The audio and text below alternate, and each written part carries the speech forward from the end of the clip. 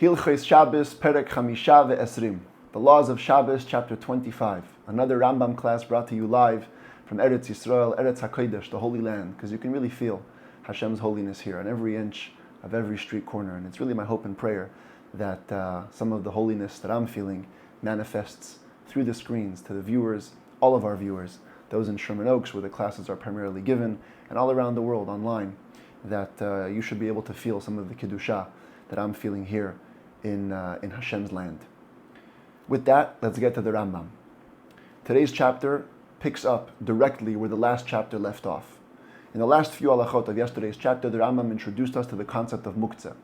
The idea that the sages said, we don't just touch or move everything on the Shabbos. We don't want Shabbos to turn into a weekday type of day.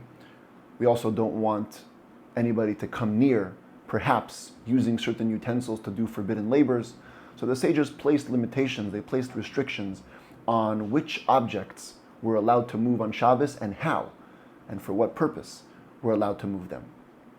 And just by way of introduction, although the Rambam will elaborate on everything I'm going to say, just want to put it out there, what's coming up for us so that we're familiar as we go into the chapter. Typically, in Jewish law, as it pertains to the laws of Muktzeh, we speak about two types of kelim, two types of utensils. They're here on the screen. One is called kli shemalachto leheter, a utensil whose normal use is permitted on Shabbos. The Rambam is going to give us an example of plates and cups. Plates and cups are utensils. We make use of them, but for what? For eating and drinking.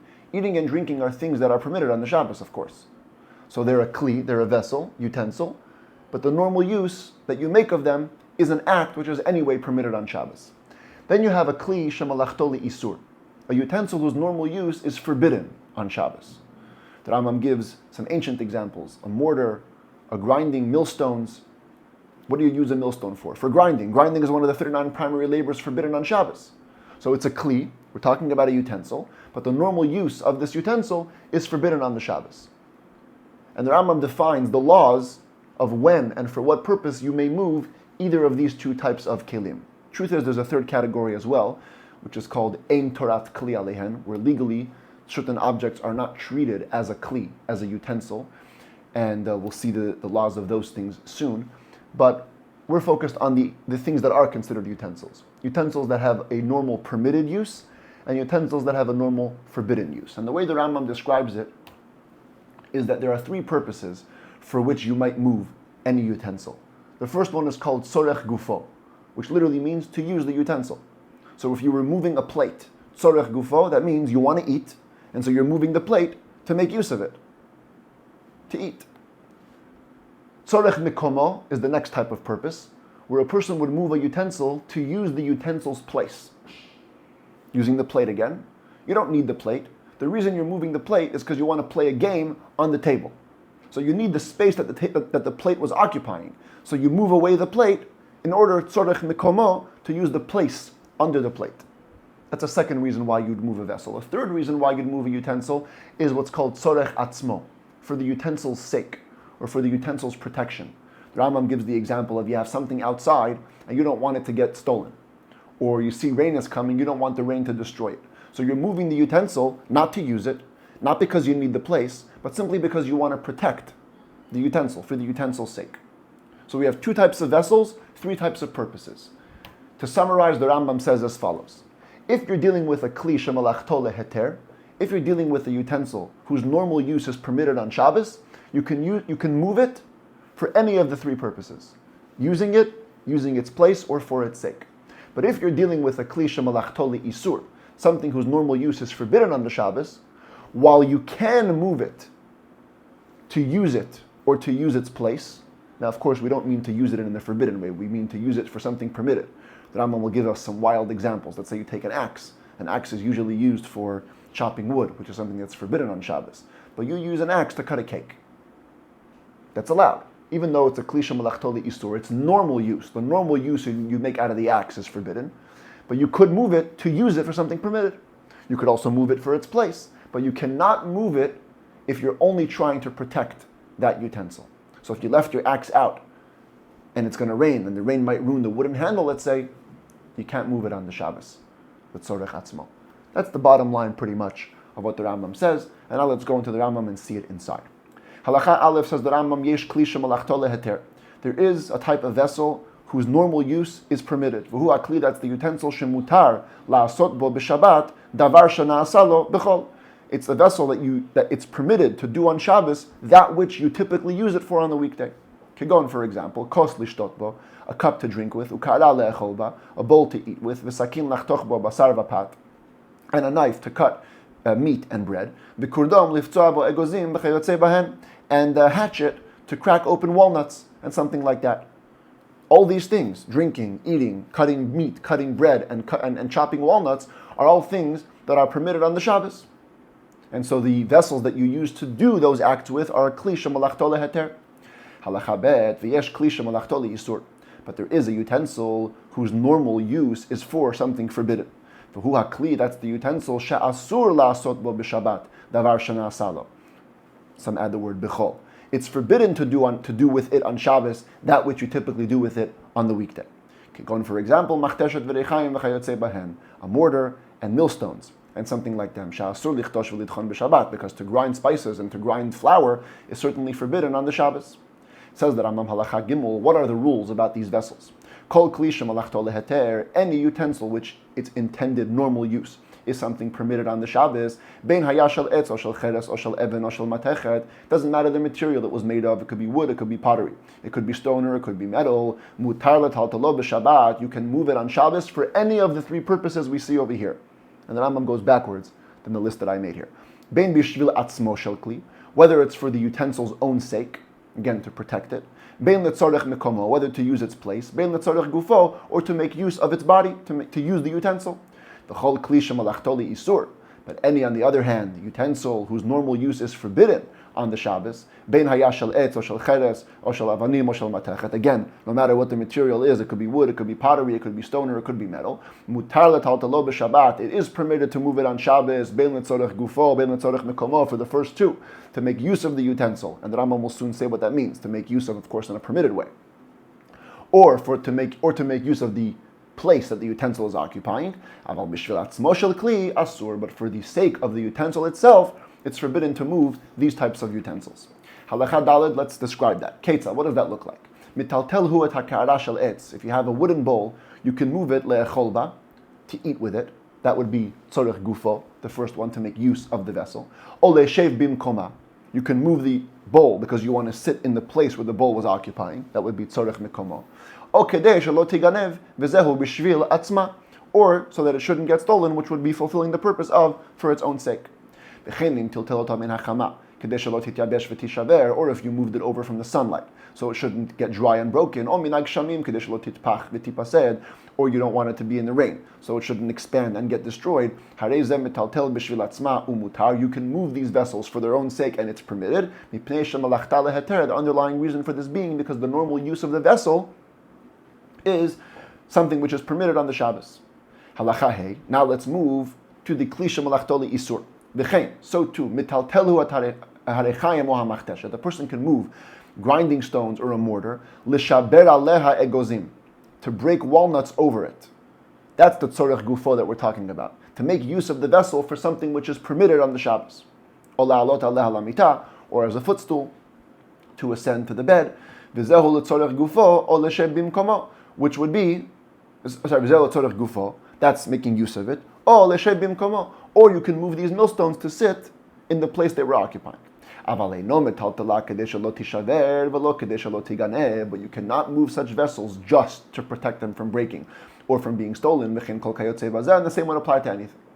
Now I told you before that there's a third category. You have kli shemalachto leheter, kli shemalachto le'isur. Now you have halacha vav v'chol she'eino kli, something which isn't the utensil.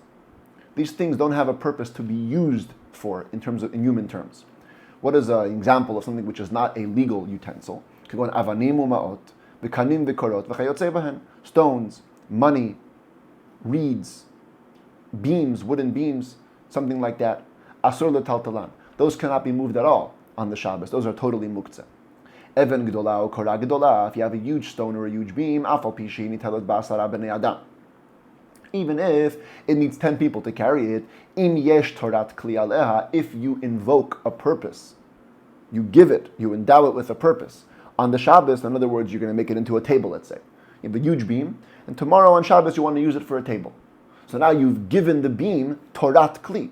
You've given it the legal status of a utensil. And therefore, metaltalimota, you can now move it on the Shabbos. Daltot habayit, doors to a house. Afal pishehen kelim, even though they're a utensil, of course they do serve a purpose. Lo huchnu letaltel, but they weren't set aside for the purposes of moving. They're meant to be staying in place, and they're meant to just open and close as you need to walk through certain doors. Therefore, im nitparku afilu b'Shabbat, if the door came loose, even on the Shabbos, ein metaltalinotam, we cannot move them. We also saw this the other day. Dirt and sand and a dead corpse, we cannot move them from their place on Shabbos. Unless, of course, and I think we saw this before, if it's smelling too much, then you can move it out of the room in a different way. But typically, these don't have a Torat Kli, they don't have a legal status of a utensil. Ben shmonachai, a living 8-month-old baby, harehu ka'even ve'asur letaltalo. He's considered to be like a stone, and you cannot move him. We talked about this earlier in chapter 2, where legally in halacha there are two types of birth. A birth at the end of 7 months of gestation, and a birth at the end of 9 months. The sages understood that when there's an 8-month-old baby born, it can be one of two things. Either a 7-month-old baby who's overdue, or a 9-month-old baby who's premature. And in the case of a 9-month-old baby who's premature, the sages ascribed no possibility of life to this 8-month-old baby. This is before the advances of medical technology. Today, of course, things are different. But in times of old, literally when a baby was born prematurely by a month, it was basically considered a stillborn. It had no viability to it. And so the sages decreed that it's considered to be a stone and you cannot move it. Today, most of the commentaries, I believe all the modern commentaries say that you can move an 8-month-old baby, of course, because we have the technology to know how to keep these babies alive and surely grant them viability. Halacha zayin. Mutar letaltel hakli afilu shelo letzorech tashmisho ela la'asot bo melacha shelo na'asa letashmisha. A person can move a vessel, utensil, even if it's not for its usually intended purpose. Rather, you're going to use it to do something which it wasn't made for. So it's a kind of tzorech gufo, because you want to use the utensil, but you don't want to use the utensil for its originally intended purpose. You're using it for something else. And of course, things that are permitted on the Shabbos. Ketza, what does that mean? Notel adam kurnas liftzoa bo egozim. A person can take a hammer, on the right over there on the screen, to chop walnuts. You don't use a hammer to chop walnuts. You use a different kind of cracker. But here you're using a hammer on Shabbos to crack walnuts. Kurdom, lachtoch bo dvela, you have on the left. Guy using an axe to cut a cake. Dvela is a cake of figs. This is a wedding cake, whatever. The point is the same. An axe is not usually what you cut cakes with. But here you took the axe to cut the cake. Migera, legarer ba'tagvina.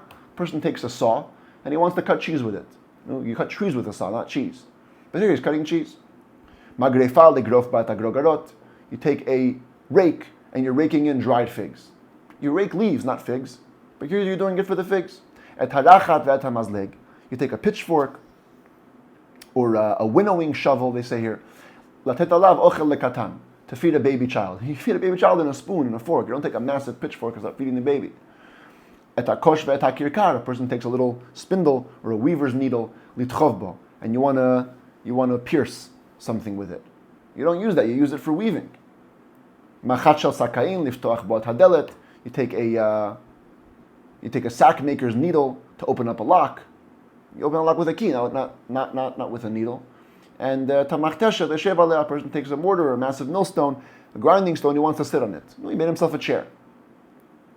You're using all these utensils for things that they weren't intended for. It's all permitted. And same thing in any similar situations. Since these things are acts that are permitted on the Shabbos, you're allowed to sit down, you're allowed to open up a lock on Shabbos, you can cut a cake on Shabbos.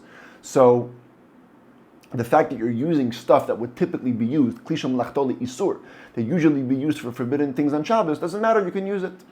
Umetaltel adam alachachet, umetaltel adam machat shel yad hashlema litol ba'et hakotz. A person can take a hand needle, if it's whole, fully from top to bottom, to remove a splinter, or to remove a thorn. Aval im nital hakatza nakuv shela, or hakatza achad shela, but if one of the edges broke off, either the eye at the top or the sharp part at the end, ein metaltelinot, now you can no longer move the needle, it has no purpose on its own. V'hi ma'ita golem v'adayin lo nikva.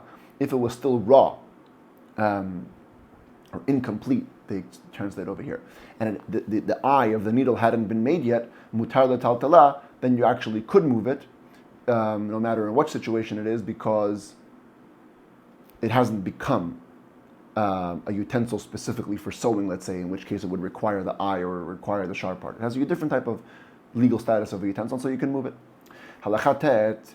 Now we move on to some more topics related to Muktzeh. We're going to have 3 topics here, going in order of the halachot. We begin with what's called Muktzeh mechamat chisaron kis, things that are set aside on the Shabbos to protect from financial loss. What does that mean, says the Rambam? Kol kli shemakpid alav shama yifchatu damav. Any utensil which a person is very particular about, he doesn't want it to go down in value.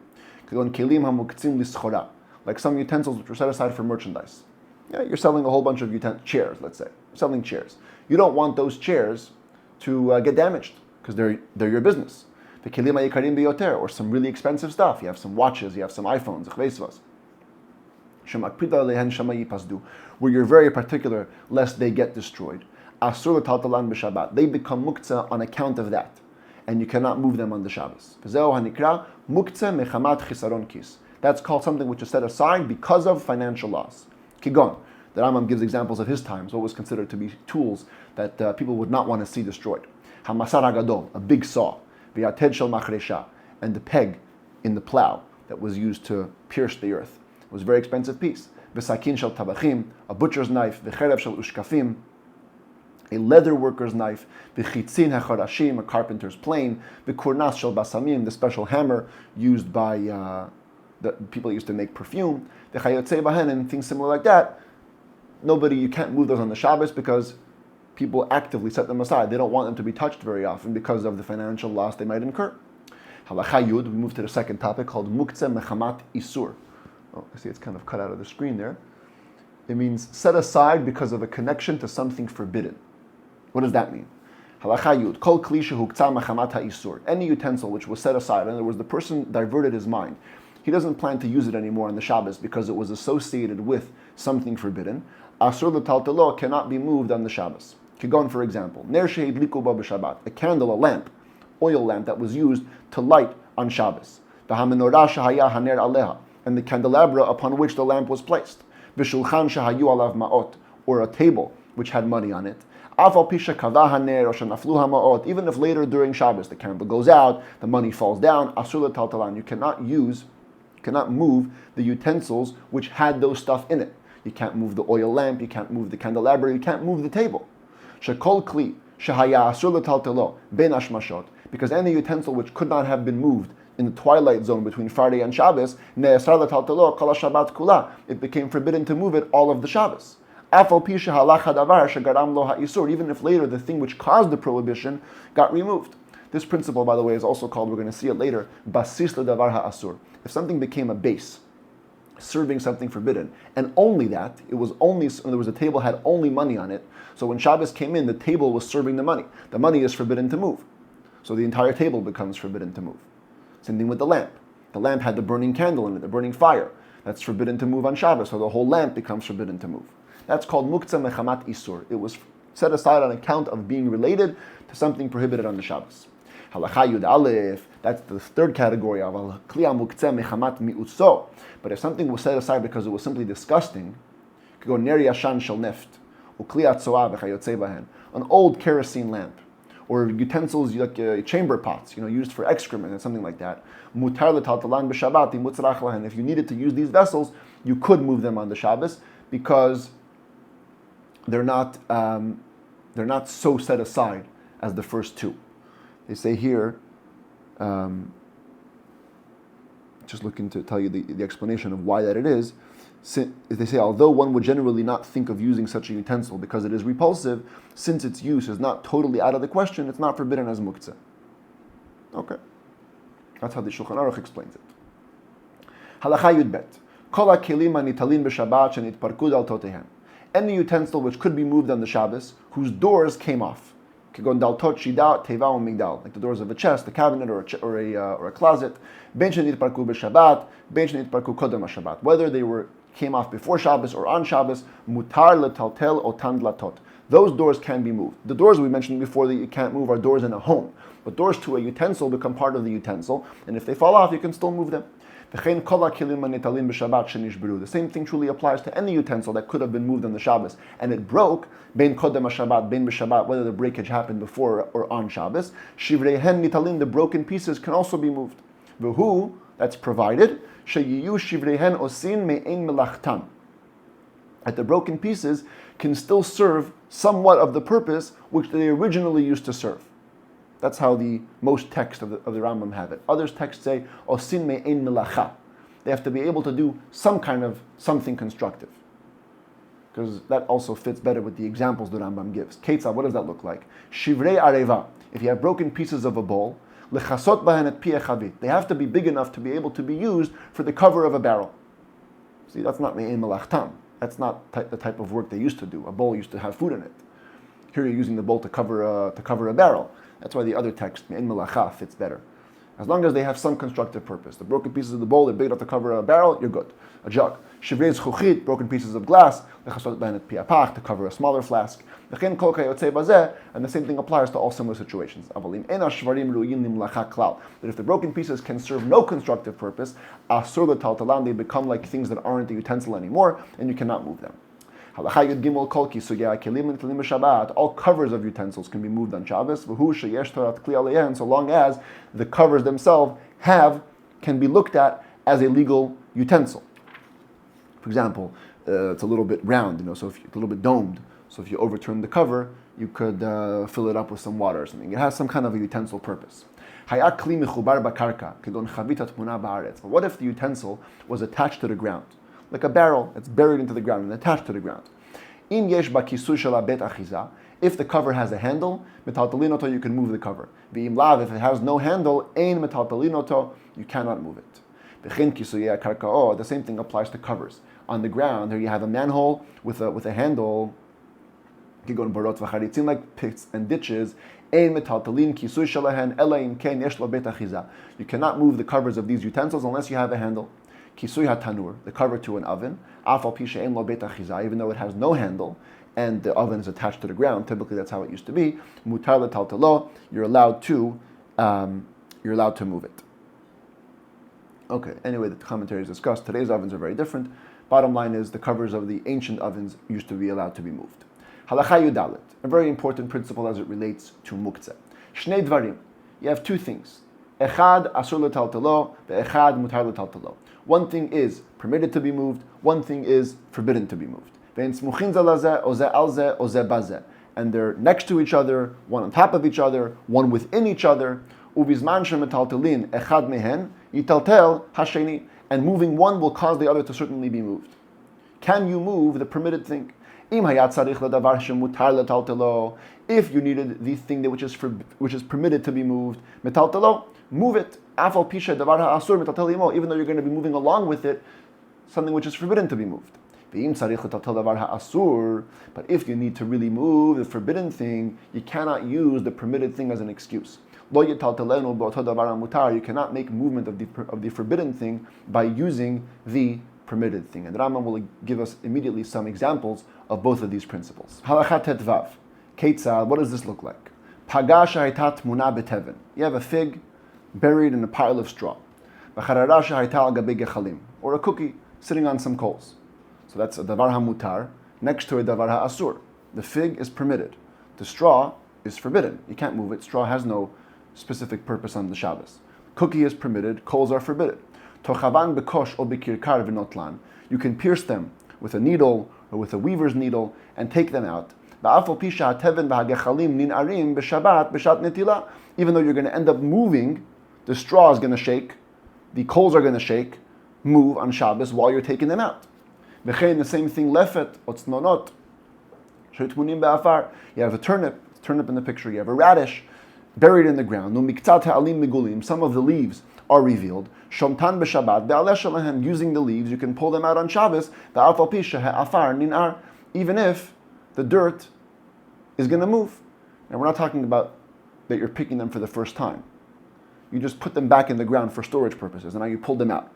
Pulling them out is going to move the dirt. That's okay. That's the example of the first way. Something permitted in something forbidden, and you need the permitted thing. What if it's the opposite? You have a loaf of bread or a baby sitting on a stone or on a beam. You need to move the stone or the beam.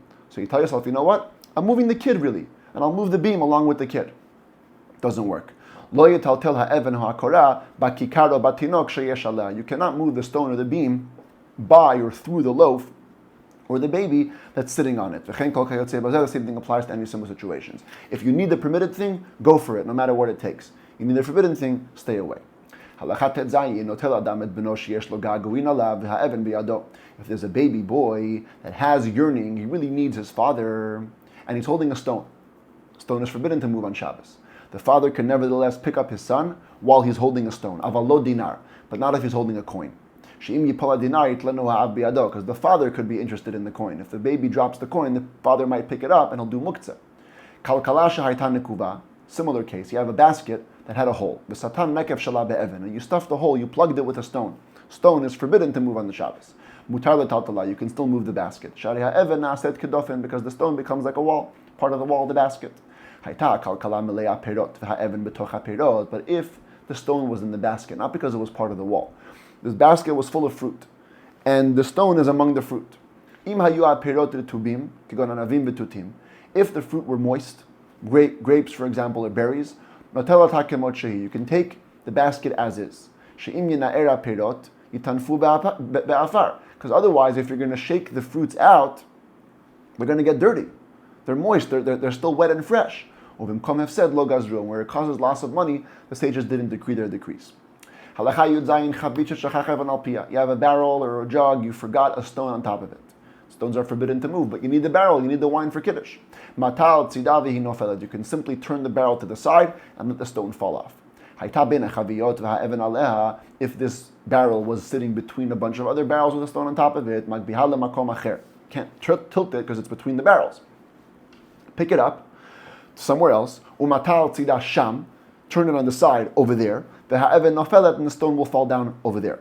Same thing if you forgot money on a pillow, you need the pillow. Shake the pillow and let the money fall down.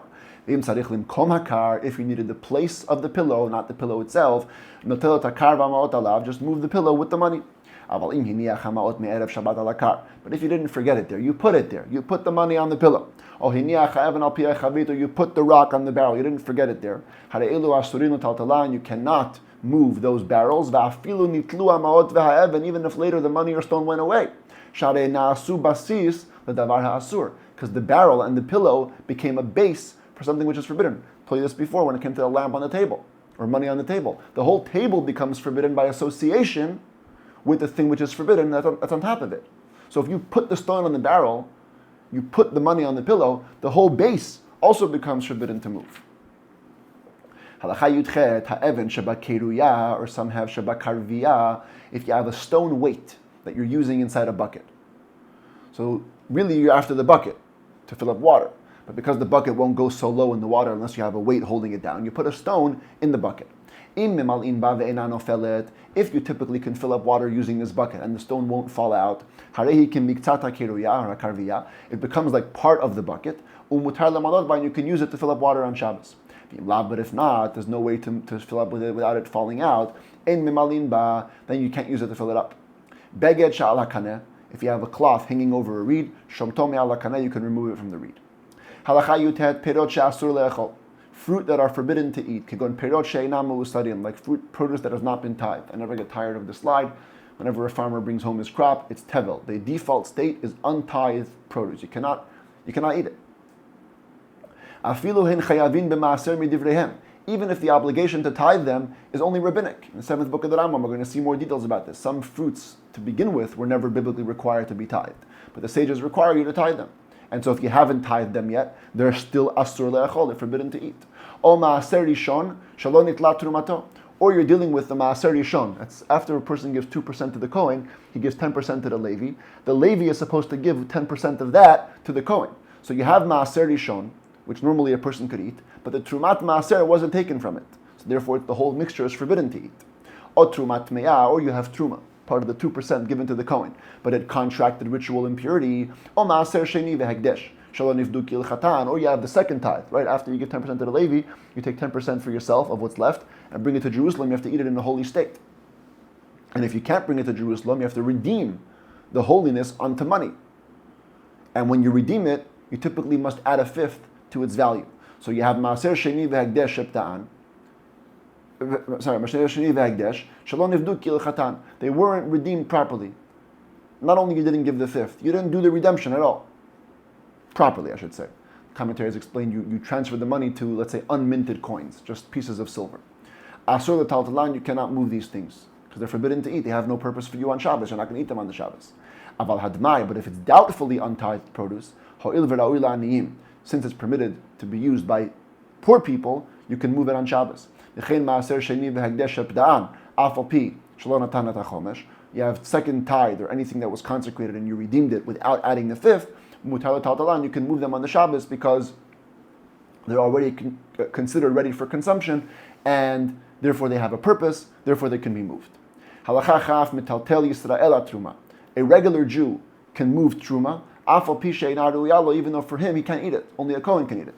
Umetaltalin truma tmeya im ha'torah o im ha'chulin im hayushneim b'kli echad. And the impure truma, if it's sitting in the same vessel as other truma which is pure, or as other chulin. Chulin means regular produce, mundane produce, not holy produce. You can move them together. When are we saying this? If, number one, the pure, ritually pure truma was lower down in the vessel, and we're talking about fruits that would get dirty on the ground, that were you to shake them out, they'd get destroyed. But if we're dealing with walnuts or almonds, you must shake out the vessel and only move that which is ritually pure or that which is mundane, regular chulin. And leave the impure truma on the side. But if the situation was not that you needed the produce, you needed simply the space that the plate was occupying or the basket was occupying, no matter where the pure truma was located, on account of the fact that there's pure truma which could be moved on the Shabbos, you can move the entire vessel, utensil, which is holding that truma. If you have a row of stones, they're sitting there in your backyard, a whole bunch of stones. And in your mind, you intended before Shabbos that you're going to use them to sit on them on Shabbos. Im limdum, if you actively prepared them, you did some kind of movement with them before Shabbos, mutar le'shev aleihen lemachar, you can sit on them the next day, even though the Rambam said in the beginning of the chapter that stones aren't considered to have a legal status of a vessel, you could, since you thought about them and you prepared them. But if you didn't do an act to prepare them, asur, you cannot sit on them on the Shabbos. The barks or the tough branches of a palm tree, that you cut down to use as wood. And just before Shabbos, you decided, you changed your mind, and you want to use them for sitting down on them. Now you can move them. And so too, if you actively sat on them while it was still day, even if you didn't think that you're going to use it for that on tomorrow, mutar l'taltalan, you can move them. You can move them on the Shabbos because they've become serving a human purpose. Halacha chav bet hakash sha'al hamita, straw that you find on the bed. Lo yinane'enu biyado aval minane'o begufo. You cannot shake it off with your hand, but you could shake it off with the rest of your body. If it's straw that can be eaten by an animal, you can move it to begin with because it has a purpose that it can serve. Similarly, if there was a pillow or a sheet on this bed, then you can move the straw off with your hand, because it's as though a person actually sat on it, like it's like the palm branches which you sat on by day, and it becomes not Muktzeh on Shabbos. Same thing over here. A person brings a box of dirt into his house. If you designated it a place, a corner before Shabbos, you can move it on Shabbos, you can use the dirt for whatever purposes you need, because you've made it unmuktzeh by putting it in a specific place. Halacha chav gimel, one of the malachot that's forbidden on the Shabbos is stira, is demolishing. We've had this concept before within the context of other halachot. Now that Rambam mentions it on its own. Asur levatel kli mehechano. A person cannot cancel a vessel from being used for its regular purpose. Because you're like demolishing that vessel. Ketzah, what does that mean? Lo yiten kli tachat haner b'shabbat lekabel et hashemen hanotef. If you see an oil lamp with oil dripping, you cannot put a plate, let's say, under it to catch the dripping oil. Sha'ashemen shebaner asur l'taltalo. Because the oil in the lamp, you cannot move on the Shabbos. When it falls to the plate, the moving the utensil, which used to be permitted, is now forbidden. You've stopped the plate from being used for the rest of Shabbos. The same applies to anything similar. Therefore, you cannot put a bowl under a chicken or a hen to catch its egg. Once it laid the egg, you can cover it to protect it. But you can't put it there, otherwise you're stopping the bowl from being used. You can put a vessel over anything which is forbidden to be moved, because by putting it over something, you haven't cancelled its use. You want to take it later. You could put a bucket, let's say, under a leak. If the vessel fills up, take it, pour it out, put it back, no worries. But that's only if the water in the leak, in the bucket now, can be used for washing. If it's dirty water, then you cannot put the bucket on Shabbos because you're canceling it from being used for its regular use. But if you did put the bucket there, you may still move it with the dirty water that's inside of it. And that's because of the principle, we may not construct, graf shel re'i means a chamber pot, but it's more of an abstract reference to any repulsive situation. We can't create a repulsive situation initially. So I wouldn't tell you to put the bucket under a place where it's going to collect only dirty water. But if you put it there already, then you can move it. A